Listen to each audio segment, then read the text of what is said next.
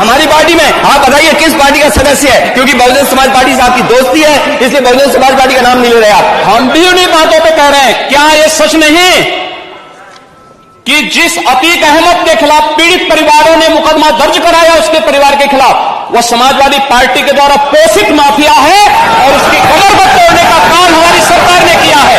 और फिर मैं कहता हूं इसी हाउस को इस माफिया को मिट्टी में मिला देंगे। सरकार के लिए मैं धन्यवाद देना चाहती हूं माननीय मुख्यमंत्री जी को, जिन्होंने मेरे छुपे हुए उन आंसुओं को देखने का काम किया जो वर्षों में किसी ने देखने का काम नहीं किया। वेलकम दोस्तों, यूपी की सियासत पर एक निजी बयान मचा घमासान। क्या वाकई में ये सियासत है या फिर निजी बयान, ये तो आने वाला समय बताएगा।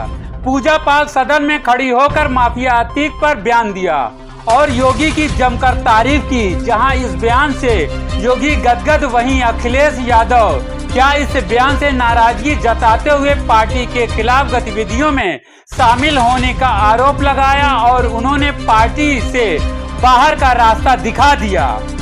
कौन है पूजा पाल? पूजा पाल 2017 बीएसपी से बाहर हुई। 2023 में समाजवादी पार्टी के अखिलेश यादव ने उन्हें समाजवादी पार्टी से टिकट दिया और वह चुनाव जीती।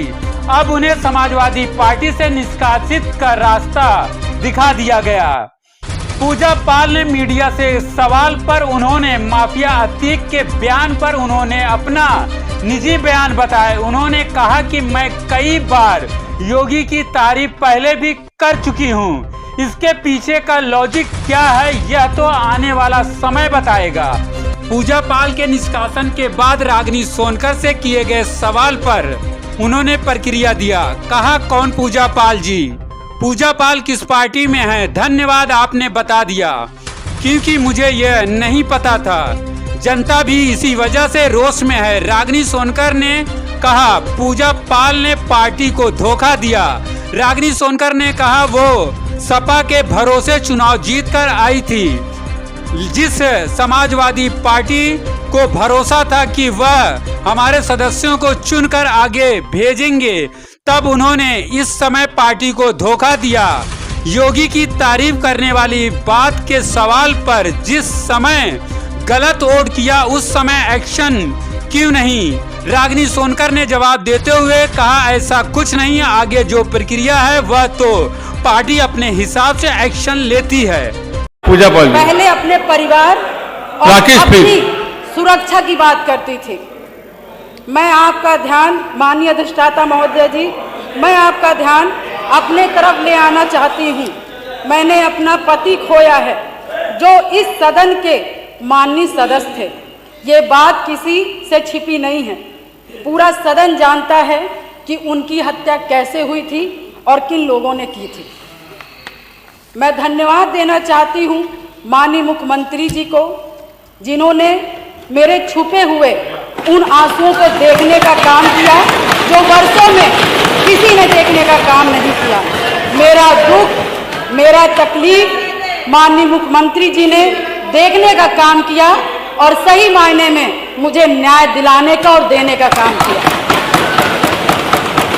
माननीय अधिष्ठाता महोदय जी, मुझ जैसे पता नहीं कितने प्रयागराज में पीड़ित परिवार को माननीय मुख्यमंत्री जी ने ऐसे अपराधियों को दंड दे करके उनको न्याय दिलाने का काम किया है। और कल शायद मेरी प्रयागराज की जनता मुझे सुनेगी तो वो लोग भी माननीय मुख्यमंत्री जी को धन्यवाद देने का काम करेंगे पुनः दोबारा। और माननीय अध्यक्ष जी, मेरे जैसे पता नहीं कितने महिलाओं की सिंदूर को मिटाया गया, पता नहीं कितने माताओं की गोदी सूनी कर दी गई। मैं धन्यवाद देना चाहती हूं ऐसे मुख्यमंत्री जी का, जिन्होंने जीरो टॉलरेंस ला करके, पॉलिसी को ला करके, अपना करके अपराध और माफिया अतीक अहमद जैसे अपराधियों को मट्टी में मिलाने का काम आज प्रयागराज, अधिष्ठाता महोदय जी, आज प्रयागराज ही नहीं अपितु पूरा उत्तर प्रदेश की जनता आज माननीय मुख्यमंत्री जी के तरफ विश्वास की नजर से देखता है कि कोई भी प्रदेश का कोई भी माफिया या भू माफिया हमारे भाई की तरफ, हमारी महिलाओं की तरफ, हमारी बहनों की तरफ बुरी नजर से उठा के देखने का काम करेगा तो उस हर अपराधी को मिट्टी में मिलाने का काम किया जाए। और माननीय अधिष्ठाता महोदय जी, मैं ये कहना चाहूंगी कि कोई जिसकी सबसे बड़ी बात, क्योंकि जो करके दिखा दे उसी पर विश्वास किया जाता है। मैं भी 3 बार इस सदन की विधायक रही हूँ, बहुत छोटी उम्र से रही हूँ, सबके विश्वास और सबकी आस से मैं यहाँ पर आई हूँ। उसी आशा और विश्वास को जब भी मुझे किसी ने दिलाया है तो मैं उसके साथ खड़ी रही हूँ। मैं कहना चाहूंगी कि इसकी सबसे बड़ी नजीर प्रयागराज में आपने हत्याकांड में देखा होगा, जिस तरह से जिसमें मेरे पति की हत्या हुई थी और जिस घटना को पूरा प्रदेश जानता है। मैं माननीय मुख्यमंत्री जी के आने के बाद मुझे न्याय मिला। मेरे पति के हत्यारे अतीक अहमद को माननीय मुख्यमंत्री जी ने मिट्टी में मिलाने का काम किया।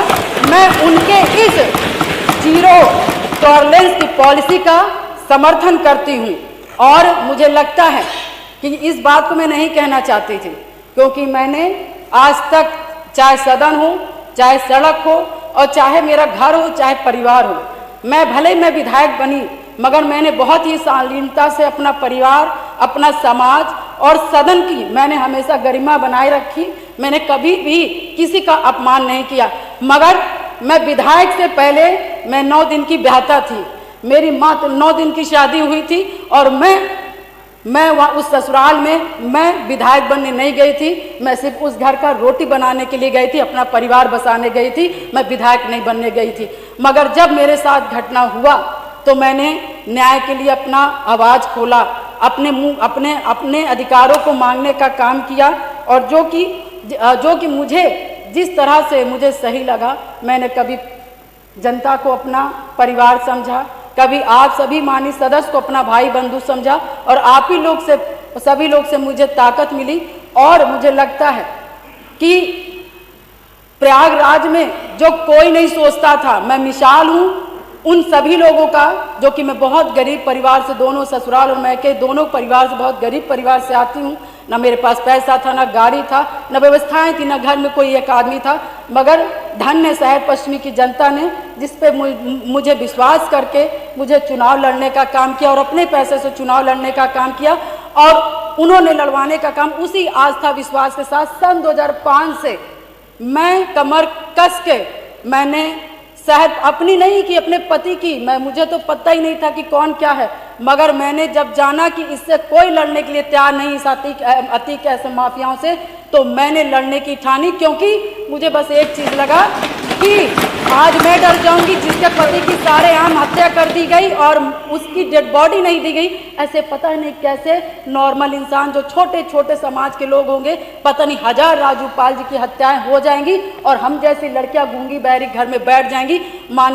अधिष्ठाता महोदय, मैंने उनकी आवाज़ मैं सुन करके और मैं अपने लिए लड़ाई नहीं की, पूरे शहर पश्चिमी और पूरे प्रयागराज और पूरे उत्तर प्रदेश की जनता के लिए लड़ने का काम की। और शायद मेरे आराध्य शिव जी को तरस आया होगा, जिन्होंने इस तरह की सरकार बनाई और हमारे जो सबको बोलना है, जी को मानने वाले हैं, भगवान जी हनुमान जी को मानने वाले हैं, ऐसे मुखिया उत्तर प्रदेश के सरकार के मुख्यमंत्री बने। और शायद मेरी दम घुट रही थी और शायद मुझे दिक्कत हो रही थी और शायद मैं लड़ते लड़ते कहीं ना कहीं अंदर से टूट रही थी, शरीर कमजोर हो रही थी, परेशान हो रही थी। ईश्वर को भी तरस आया और महाराज जी को भी तरस आया और मुझ जैसी महिला को न्याय दिलाने का काम किया, उत्तर प्रदेश की जनता को, मुझ जैसी महिलाओं को न्याय दिलाने का काम किया। अब आप समाप्त कर दीजिए। धन्यवाद।